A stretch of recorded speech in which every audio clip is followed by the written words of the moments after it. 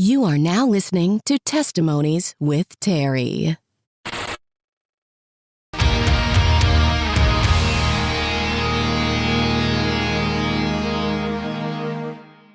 Hey guys, I hope you're doing well. Chad Lail here, also known as Gunner in the professional wrestling world. I most recently got a chance to do Terry's podcast, Testimony with Terry.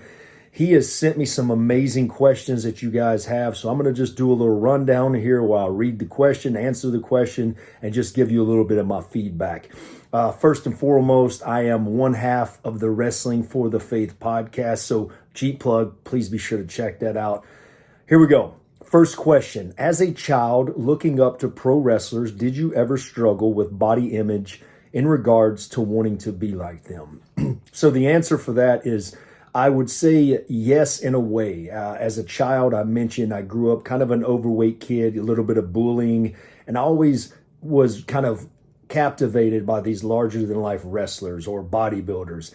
And I guess transitioning into life, in my early 20s, there was a huge pride issue of, being sure that I was remembering that I was made fun of, but I guess wanting to really be like these pro wrestlers that I grew up wanting to be like. And as I've grown into life and grown into my relationship with Christ, I've realized that, I'm very proud of who I am and who I was and the upbringing that I had.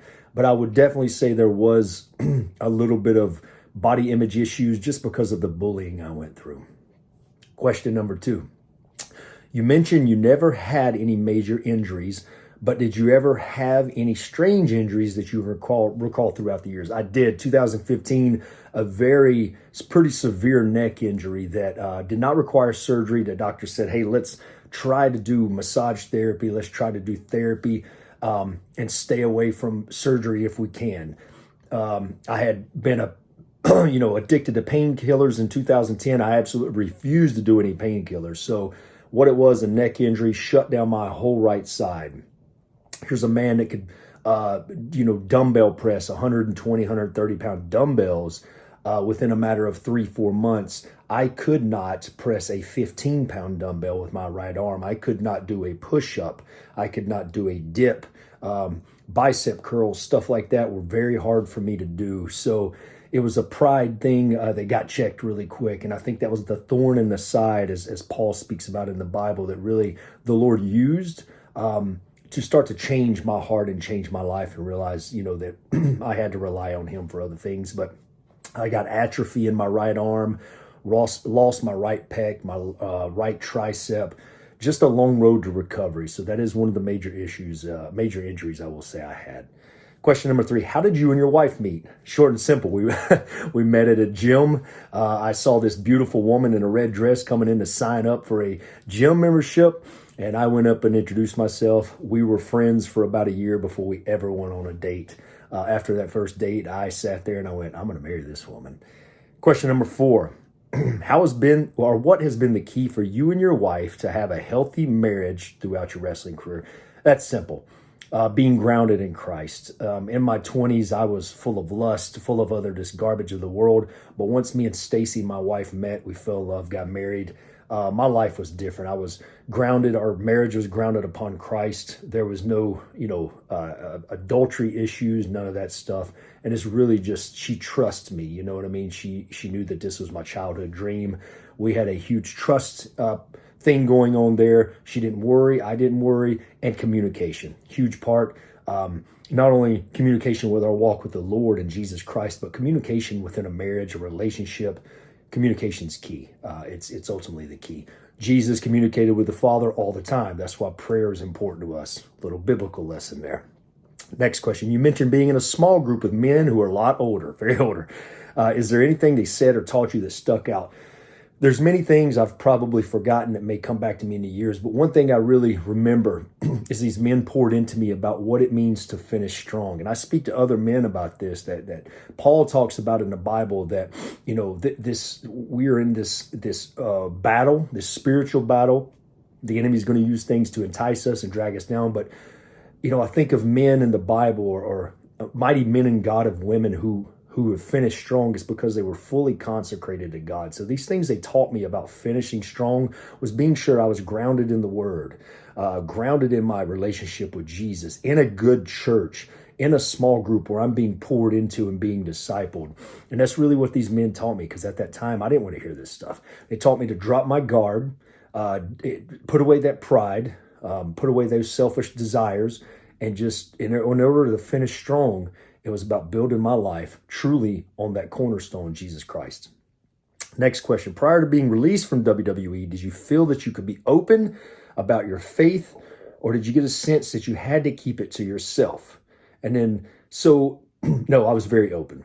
There was a time long ago when I was not as bold as I am, as I am now. But I realized that we have to be bold. Romans 1:16, for I am not ashamed of the gospel of Jesus Christ, because it has the power to save us, Jew and Gentile alike. Right? Can't be bold about that. If you're there's something you truly desire, truly love, truly want to share to somebody, you go out and share it. Now, that's the same as being a Christian. What Jesus did for us on the cross, there's no reason we should be ashamed. This is a treasure that we hold that we should want to share. So I found that I continue to tweet. I continue to post IG videos. You can go to my YouTube page and see throughout the years all the videos I posted. There was no shame at all. Follow-up question from this person as well. What advice would you give someone working at a place where they can't openly express their faith in Jesus? To me, that's simple. Listen, some of us have jobs when we're in a secular environment where we can't just put a Bible out and talk about it because that's against the rules. We don't do that here, or whatever. Someone complain about it. But you can live as a Christian. Jesus said you're the light of the world, right? No one hides a lamp under whatever. No one puts a blanket over a lamp and gets rid of the light because it lights the room. There's many times in my walk with Jesus in the WWE locker room where, because of the difference I lived in life, the difference I portrayed, people would approach me who were going through issues and say, hey, listen, there's something different about you. I don't know what it is. And then that's when I would open up and say, well, listen, man, what's helped me is my faith in Jesus Christ. It's a conversation starter.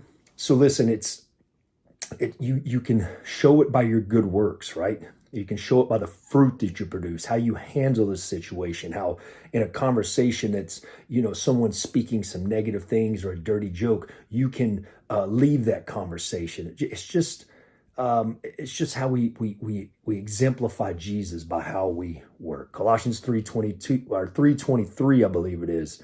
And everything we do work for the Lord. Like, we just portray Christ in how we live. Good question, though. This one, last one. Was there ever a time in your career where you were able to have Bible studies with other wrestlers inside or outside the locker room? Oh, yeah.